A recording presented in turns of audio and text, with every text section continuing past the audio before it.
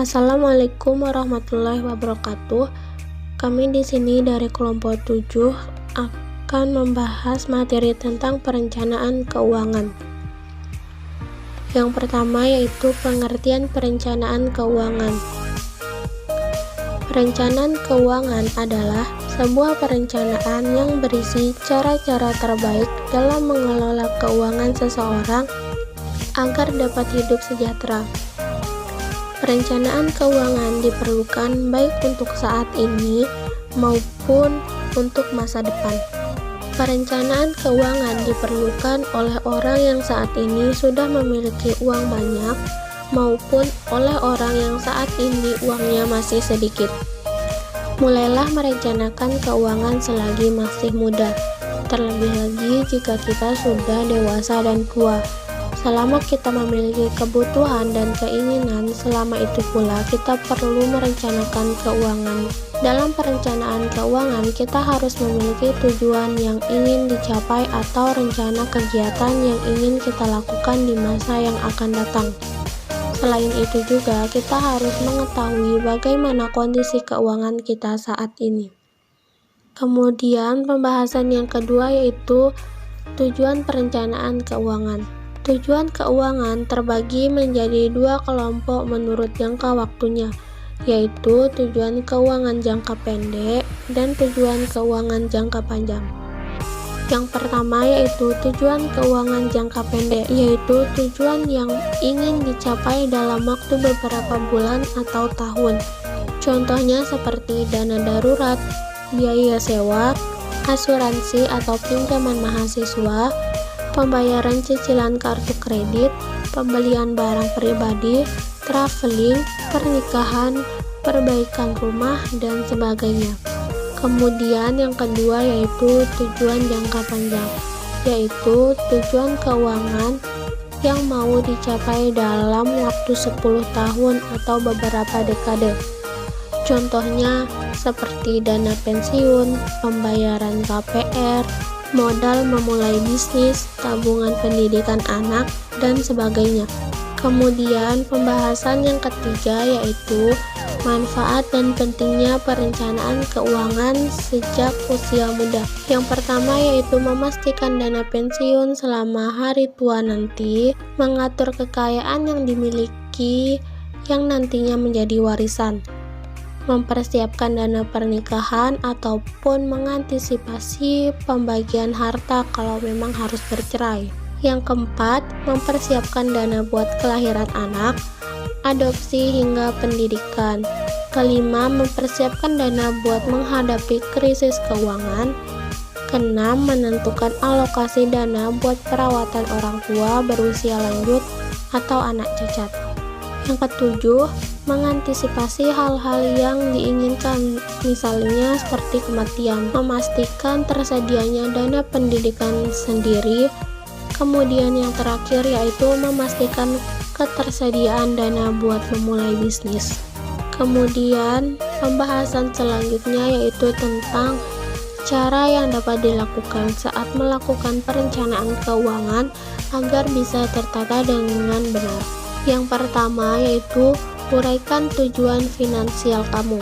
Menentukan tujuan finansial menjadi hal yang krusial dalam merencanakan keuangan, sebab jika tidak diuraikan secara jelas, semua yang diupayakan akan berbuah sia-sia. Tujuan finansial yang dimaksud di sini adalah seperti untuk membeli rumah, memiliki usaha, ataupun rencana dana pendidikan untuk anak di masa yang akan datang agar segala kebutuhan masih tetap bisa terpenuhi. Yang kedua yaitu catat seluruh pengeluaran dan pendapatan bulanan. Setelah menentukan tujuan finansial, hal yang harus kamu lakukan adalah mencatat seluruh pengeluaran dan pendapatan bulanan maupun tahunan sesuai periode yang ditentukan. Ini bermanfaat untuk mengetahui seberapa sehat kondisi keuanganmu.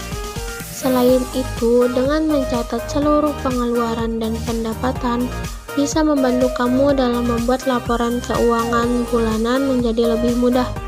Karena banyak kasus di mana seseorang ingin membuat laporan keuangan bulanan, kesulitan akibat perencanaan pengeluaran dan pendapatan yang tidak disimpan. Yang ketiga yaitu rencanakan untuk dana darurat. Dana darurat mungkin terdengar sepele untuk sebagian orang karena masih kurang familiar di telinga orang Indonesia. Meskipun demikian, dana darurat cukup penting buat kamu pekerja kantoran yang belum berkeluarga maupun yang udah menikah. Tujuannya yaitu untuk mempersiapkan biaya yang sewaktu-waktu bisa muncul tanpa kita duga.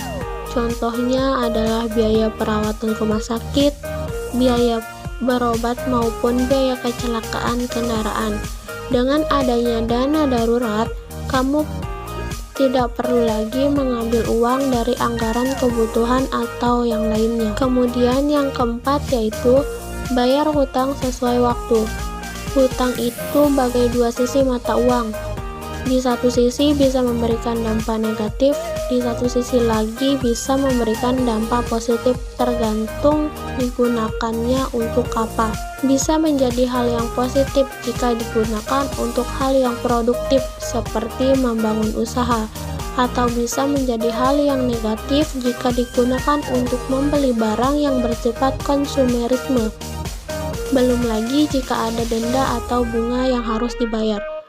Untuk itu, penting buat kamu membayar hutang sesuai batas waktu supaya nominal yang dibayarkan tidak membengkak seiring berjalannya waktu. Kemudian yang kelima yaitu menabung dan investasi. Di era yang serba modern seperti ini, menabung dan berinvestasi bisa menjadi kewajiban yang perlu diterapkan oleh setiap orang. Tujuannya untuk menjaga aset yang kita miliki tetap bernilai di waktu yang akan datang. Terdapat banyak jenis investasi yang bisa dicoba, mulai dari tabungan deposito, investasi saham, hingga reksadana. Kemudian yang keenam yaitu gunakan asuransi sebagai perlindungan. Cara atau langkah keenam ini sangat penting untuk dilakukan. Setiap tahunnya, biaya perobatan di rumah sakit tentunya akan semakin meningkat. Salah satu cara mengatasi permasalahan tersebut adalah dengan menggunakan asuransi kesehatan. Bukan cuma untuk kesehatan saja, terdapat berbagai macam seperti asuransi jiwa, asuransi kendaraan, hingga asuransi pendidikan yang bisa digunakan. Kemudian yang ketujuh yaitu implementasikan strategi dan rencana yang udah dibuat. Setelah mempersiapkan strategi dan rencana di atas, saatnya mengimplementasikan langkah tersebut menjadi realita di kehidupan kamu sehari-hari. Pastinya kamu akan menghadapi beberapa kesulitan karena belum terbiasa dengan beberapa poin di atas. Namun setelah beberapa waktu akan menjadi terbiasa dan menjadi rutinitas baru yang menguntungkan. Kemudian pembahasan selanjutnya yaitu tentang kesalahan yang sering terjadi dalam perencanaan keuangan. Yang pertama yaitu tidak memiliki budget anggaran. Perencanaan keuangan sekaligus pendiri layanan finansialku Melvin Mumpuni mengatakan bahwa kebanyakan orang saat ini sama sekali tidak memiliki budget anggaran keuangan. Hal tersebut dikarenakan anggapan tentang penyusunan anggaran belanja untuk diri sendiri merupakan kegiatan yang sulit, ribet, dan tidak penting. Padahal keberadaan budget anggaran dapat memudahkan mereka untuk melakukan evaluasi dan memperbaiki rencana keuangan ke depannya sehingga menjadi lebih sehat. Yang kedua yaitu membeli tanpa perencanaan. Kesalahan umum dalam perencanaan keuangan yang banyak dilakukan masyarakat adalah membeli tanpa rencana. Daripada membeli sesuatu di luar rencana keuangan, lebih baik ditahan terlebih dahulu dan dianggarkan pada budget selanjutnya. Hal ini sangat positif, sebab tidak hanya mencegah kekacauan budget yang telah dibuat, tetapi juga memikirkan kembali apakah perlu memperbelanjakan uang untuk barang atau keperluan tertentu. Kemudian yang ketiga yaitu pengeluaran yang bersifat keinginan. Hal ini menjadi masalah yang sangat banyak dilakukan dan menjadi salah satu penyebab utama bocornya perencanaan keuangan. Alangkah lebih baiknya bila hal tersebut bisa ditekankan sedemikian mungkin agar tidak terjadi kesalahan yang berlebihan. Keinginan dan kebutuhan itu adalah suatu hal yang berbeda. Kita boleh saja belanja yang kita inginkan, tetapi harus melihat budget terlebih dahulu. Apakah masih bisa ditangani atau tidak? Selanjutnya yaitu berhutang tidak proporsional. Hutang memang merupakan satu hal cara mendapatkan dana tambahan untuk keperluan tertentu. Tetapi berhutang secara berlebihan bisa menimbulkan dampak yang berkepanjangan. Sebaiknya jumlah hutang tidak boleh lebih dari 50% total aset yang dimiliki saat ini. Selain itu, cicilan hutang juga sebaiknya hanya berkisaran antara 20% sampai 30% dari total pendapatan bulanan. Porsi yang lebih besar tentu saja digunakan untuk keperluan-kepentingan bulanan. Selanjutnya yaitu tidak punya dana darurat. Kita tidak pernah tahu apa yang akan terjadi dan menimpa kehidupan. Bisa jadi ada hal-hal yang tidak diinginkan terjadi sehingga diperlukan dana darurat. Kemudian yang terakhir yaitu takut dalam berinvestasi. Salah satu permasalahan masyarakat Indonesia terkait perencanaan keuangan adalah minimnya pengetahuan akan investasi. Akibatnya, hal ini akan terus tertunda realisasinya atau bahkan tidak dijalankan sama sekali. Memang sangat diperlukan usaha lebih untuk paham mengenai investasi, karena hal tersebut akan sangat berdampak baik dalam keuangan kita pada masa mendatang. Setidaknya investasi harus dilakukan sedini mungkin, misalnya dengan menyisihkan minimal 10% pendapatan yang dimilikinya. Tipsnya untuk berinvestasi yaitu ketahui dulu apa tujuan investasi yang kita lakukan, kemudian baru mencari tahu instrumen yang tepat, apakah obligasi, reksadana, emas, atau yang lainnya. Sekian dan terima kasih.